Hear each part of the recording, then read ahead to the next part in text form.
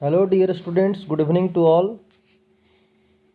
आज के हम लोग सेशन में देखेंगे क्लास 10th के साइंस सब्जेक्ट का अम्ल, क्षारक एवं लवण। और बच्चों, ये निश्चित रूप से आप लोगों के लिए ये वीडियो इम्पॉर्टेंट होने वाला है। तो चलो शुरू करते हैं।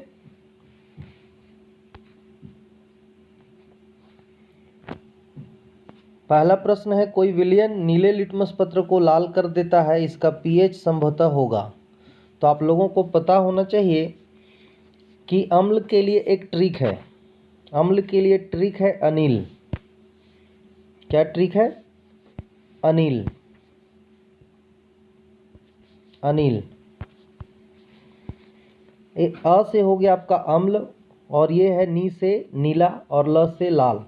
मीन्स अम्ल नीले लिटमस पत्र को लाल कर देता है। ये चीज़ आप याद रखिएगा। फिर से मैं आप लोगों को बता दूं कि अम्ल नीले लिटमस पत्र को लाल कर देता है, ये ध्यान रखना है। तो यहाँ पर जो प्रश्न पूछा गया, कोई विलयन नीले लिटमस पत्र को लाल कर देता है, इसका पीएच संभवतः होगा। तो आप लोगों को पता है कि पीएच मान का जो स्केल होता है वो आपका 0 से शुरू होता है और 14 तक जाता है, और बीच में आपका 7 होता है। तो जब अगर 7 से कम हो इधर, तो 7 से कम हो तो ये आपका होगा अम्ल यानी कि एसिड, और 7 के बराबर हो तो उसे हम लोग कहते हैं लवण या उदासीन। क्लियर है? दूसरा है आपका कि अगर 7 से अधिक हो इस साइड में हो तो उसे हम लोग कहते हैं क्षार या क्षारक। क्लियर है? तो इसका जो सही आंसर होगा, जो क्वेश्चन पूछा है, फिर से मैं आपको इसलिए बता रहा हूँ ताकि चीज़ें आपको ध्यान में रहे। कोई विलयन नीले लिटमस पत्र को लाल कर देता है। तो अभी हम बताए कि अनिल। अनिल। अनिल लिखे। कोई विलयन नीले लिटमस पत्र को लाल कर देता है। तो एक विलयन है अम्ल, अम्लीय है माध्यम उसका, वो नीले लिटमस पत्र को लाल कर देता है, अनिल है। दैट मीन्स वो क्या है? अम्ल है, यानी उसकी प्रवृत्ति कैसी होगी? अम्लीय होगी। इसका अर्थ है कि उसका पीएच मान क्या होगा? तो 7 से कम होगा। यहाँ ऑप्शन क्या दिया है? 5, 7, 8, 10। तो आपको पता है कि 7 के बराबर तो उदासीन विलयन का या लवणों का होता है। 8 जो या 8 से अधिक यानी कि 7 से भी अधिक जो है वो क्या होगा? तो वो होगा आपका क्षारक का। तो कम कौन सा है 7 से कम? तो 5 है। तो यहाँ सही जवाब कौन सा हो जाएगा? ए। चलिए अगले प्रश्न पे चलते हैं। उम्मीद है कि आप लोगों को ये क्लियर हुआ होगा। क्वेश्चन नंबर 2 है, लवण Na2CO3 का जलीय विलयन का पीएच मान है। तो ध्यान दें, सबसे पहले जो वर्ड आपसे पूछा गया हो कौन सा वर्ड है? लवण। तो लवणों का पीएच मान क्या होता है? अभी हम बताएं 7।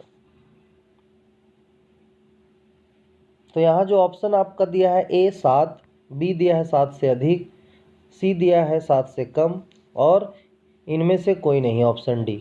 तो जब लवण Na2CO3 है तो उसका जलीय विलयन का पीएच मान क्या होगा? तो लवण जब दिया है तो उसका पीएच मान क्या होगा? 7 के बराबर होगा। अगला प्रश्न, ऑक्जेलिक अम्ल का प्राकृतिक स्रोत निम्नलिखित में कौन है? तो आप लोगों को पता है कि इसका सही जवाब टमाटर होगा, और ये जो है टमाटर, यहाँ ऑप्शन बी सही हो रहा है। अगला प्रश्न है 4 नंबर, एक छात्र जांच परख नली में लिए गए सोडियम बाइकार्बोनेट के तनु विलयन में सार्वभौम सूचक की कुछ बूंद मिलाता है, तो निम्नलिखित में कौन सा रंग दिखेगा? तो देखिए, एक छात्र है, एक टेस्ट ट्यूब लेता है वो, और वो sodium bicarbonate that means NaHCO3 लेता है, जो कि ये किसका सूत्र है? NaSCO3। तो ये है आपका खाने का सोडा का, उसी को हम लोग सोडियम बाइकार्बोनेट बोलते हैं, उसके विलयन को लेता है, क्योंकि ये एक लवण है। तो इसका रंग जो है कैसा दिखेगा? तो हरा दिखेगा। अगला प्रश्न, निम्नलिखित में किस विलयन का उपयोग दीवारों की सफ़ेदी करने के लिए किया जाता है? तो आप लोगों को पता है कि बाज़ार से हम लोग लाते हैं चूना, और उसे कहते हैं हम लोग चूने को बिना बुझा हुआ चूना, और उसका सूत्र होता है CaO। और घर में लाके हम लोग करते हैं उसमें पानी मिक्स। पानी जब मिक्स होता है तो बनता है CaOH2। क्लियर है, CaOH2। तो यहाँ पर जो ऑप्शन क्या होगा, बी, यानी कि दीवारों में जो हम लोग सफ़ेदी यानी कि पुचाड़ा करने में हम लोग किसका इस्तेमाल करते हैं, तो CaOH2 का, यानी कि बुझा हुआ चूना का। क्लियर है। अगला प्रश्न, निम्नलिखित में कौन सा आयन लाल लिटमस विलयन को नीला कर सकता है। तो अभी हम बताएं आपको कि अनिल। तो अनिल से तात्पर्य है हमारा कि अ से हुआ अम्ल और नी से हुआ नीला, यानी और ल से हो गया लाल, यानी अम्ल नीले लिटमस पत्र को लाल कर देता है। तो अनिल से ट्रिक आपको याद होना चाहिए कि अम्ल जो है नीले लिटमस पत्र को लाल करता है, और अम्ल के जस्ट अपोजिट जो है वो कार्य कौन करते हैं, क्षारक। तो क्षारक जो है वो लाल लिटमस पत्र से परिवर्तित करके उसे किस रूप में बदल देंगे, नीले लिटमस रूप के रूप में। तो यहाँ पर जो आंसर जो होगा वो क्षारक माध्यम का होगा। और आपको पता है कि क्षारक जो है वो जल में घुलकर कौन सा आयन देता है, तो वो देता है OH-, यानी क्षारकों में कौन सा आयन पाया जाता है, OH-। तो यहाँ से क्या होगा, OH-, ऑप्शन बी सही होगा। चीज़ों को आपको समझना होगा, साइंस जो है वो समझने की चीज़ है, इसलिए कंसेप्ट आपका क्लियर रहेगा तभी जाके आप चीज़ों को समझ के आंसर दे पाएंगे। चलते हैं अगले प्रश्न में। संगमरमर का रासायनिक सूत्र क्या है। ये बहुत आसान है, CaCO3 कैल्शियम कार्बोनेट जो होता है वो संगमरमर का रासायनिक सूत्र होता है। हम लोग घर में भी संगमरमर का जो है सो इस्तेमाल करते हैं, है ना। मंदिरों में मूर्ति वगैरह बनाने में, फ्लोर बनाने में, ये सब सारा कुछ ये इस्तेमाल होता है। अगला है क्वेश्चन नंबर 8, चीनी का रासायनिक सूत्र क्या है। बहुत अच्छा प्रश्न है, तो ये आपको याद रखना होगा, आसान भी है याद रखना, कि C12H22O11, यानी कि ऑप्शन सी। अगला प्रश्न पे चलते हैं, क्वेश्चन नंबर 9 पे। अम्लीय विलयन का pH मान होता है। तो अभी आपको बताएं कि अम्लीय विलयन का जो है pH मान क्या होगा। तो आपको याद होगा, अभी हम चर्चा किए कि जो pH स्केल होता है वो 0 से शुरू होकर 14 तक जाता है, बीच में 7 आता है। तो 7 से कम जिसका pH मान हो उसे हम लोग अम्ल कहते हैं। तो अम्लीय विलयन का pH मान क्या होगा, 7 से कम होगा। अगला प्रश्न है क्वेश्चन नंबर 10, उदासीन जल का pH मान होता है। तो उदासीन जल का pH मान आपको पता होना चाहिए कि उदासीन जल हो उसका pH मान क्या होगा, 7 होगा। आपको ये भी पता है कि उदासीन जल का सूत्र D2O होता है, नहीं ड्यूटेरियम ऑक्साइड होता है, जबकि जल का सूत्र H2O होता है। D2O को ही हम लोग शुद्ध जल बोलते हैं, उदासीन जल बोलते हैं, जबकि जो हम लोग पानी पीते हैं या यूज करते हैं उसे हम लोग क्या कहेंगे, H2O। तो क्लियर है। तो आपसे पूछा जाएगा D2O यानी कि उदासीन जल का, या फिर वर्षा का जल का, या शुद्ध जल का। ये अगर क्वेश्चन पूछा जाए तो सूत्र क्या हो जाएगा, D2O। क्लियर है। तो यहाँ पर ऑप्शन ए सही है। अगले प्रश्न पे चले हम लोग, क्वेश्चन नंबर 11 पे।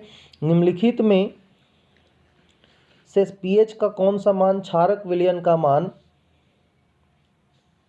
देता है। निम्नलिखित में से pH का कौन सा मान क्षारक विलयन का। तो क्षारक का आपको पता है कि अभी हम बार बार आपसे बता रहे हैं ताकि चीज़ें आपके ध्यान में आ जाएं। 0, 7, 14 ये हमारा क्या है, pH स्केल। तो आपको पता है 7 से अगर अधिक रहा तो क्षारक, 7 रहा तो लवण, और 7 से कम रहा तो अम्ल। तो यहाँ पे देखेंगे कि 7 है तो ये तो लवण हो गया, 7 से कम 2 है और 6 है तो ये तो अम्ल हो जाएगा। तो बाकी बचा कौन हमारा, 13। दैट मीन्स यहाँ ऑप्शन डी सही है। देखिए आंसर पहले से किया है, लेकिन मैं आपको प्रयास कर रहा हूँ कि समझाया जाए, रटा नहीं जाता है साइंस को। अगला प्रश्न है कि दूध से दही बनने में निम्नांकित में कौन सी क्रिया होती है। तो देखिए दूध से जब दही बनता है तो वहाँ पर किण्वन की प्रक्रिया होती है। कौन सी प्रक्रिया, तो किण्वन की प्रक्रिया। तो देखिए ऑप्शन से भी हम लोग चल सकते हैं कि दूध से दही बनता है तो अपघटन यानी कि वियोजन। तो वियोजन अभिक्रिया किसको बोलते हैं हम लोग, आप लोग को पता होगा कि जब एकल अभिकर्मक टूट करके 2 या 2 से अधिक अभिकारक का निर्माण करते हैं तो उसे हम लोग अपघटन या वियोजन अभिक्रिया कहते हैं। तो ये तो होगा नहीं, टूटने का काम तो होता नहीं है दूध का। प्रकाश संश्लेषण ये पौधों में होता है, यहाँ तो दूध आएगा नहीं। उत्सर्जन का अर्थ है कि निष्कासित होना, ना ही कोई गैस निकल रहा है ना ही कुछ उड़ रहा है, तो इस तरह से जो है ये तीनों ऑप्शन गलत हो जाएंगे। तो सही जो जवाब होगा वो क्या होगा, किन्वन होगा। तो ऑप्शन से भी हम लोग एलिमिनेटिंग मेथड से जो है सो आंसर को सही कर सकते हैं। बस एग्ज़ाम में आप लोग को ये ध्यान देना होगा कि हड़बड़ी नहीं करना है। आगे चलें 13 में। आज हम लोग 15 क्वेश्चन करेंगे, उसके बाद अगले वीडियो में फिर से हम लोग अगले वीडियो में 15 या 20 क्वेश्चन फिर हम लेके आएंगे। चलिए 13 नंबर प्रश्न में कहता है लिटमस विलयन बैंगनी रंजक होता है जो निम्न में किससे निकाला जाता है। तो देखिए लिटमस जो होता है वो जो बैंगनी रंजक होता है वो लाइकेन से निकाला जाता है। तो यहाँ जो सही जवाब होगा वो क्या होगा, लाइकेन। ऑप्शन ए सही है। अगला प्रश्न है 14, सोडियम का अणुसूत्र है, मीन्स रासायनिक सूत्र है। दोनों चीज़ लिखा हो सकता है, अणुसूत्र या रासायनिक सूत्र, या सिर्फ सूत्र रहेगा। तो आप सोडियम कार्बोनेट का सूत्र क्या होगा, Na2CO3, है ना। और अगर Na2CO3 इंटू 10H2O अगर रहे तो वो किसका फॉर्मूला हो जाएगा, रासायनिक सूत्र होगा। तो वो हो जाएगा धोने का सोडा का, धावन सोडा का। क्लियर है। चलते हैं हम लोग आज के अंतिम प्रश्न में 15 में। सल्फ्यूरिक अम्ल का अणुसूत्र होता है, अणुसूत्र मीन्स रासायनिक सूत्र या सूत्र। सल्फ्यूरिक अम्ल बोला है तो 9 में भी आप लोग पढ़े थे सूत्र बनाना कि सल्फ्यूरिक अम्ल है तो ये किससे किससे सल्फ्यूरिक अम्ल बनता है, हाइड्रोजन से और सल्फर से, सल्फर ऑक्साइड से, सल्फेट से। तो हाइड्रोजन और सल्फेट से बनता है। हाइड्रोजन की संयोजकता 1 और सल्फेट का कितना 2। आप लोग पता है क्रॉस मल्टीप्लिकेशन होता है ये वैलेंसी का, संयोजकता का, तो बनता है H2SO4। अगर 9 में आप अपने टीचर से अच्छे से पढ़े होंगे तो निश्चित रूप से ये चीज़ आपको रिकॉल हो गया होगा। तो यहाँ पर जो सही जवाब है वो बी होगा, H2SO4, जिसको हाइड्रोजन सल्फेट भी बोलते हैं, सल्फ्यूरिक अम्ल भी बोलते हैं।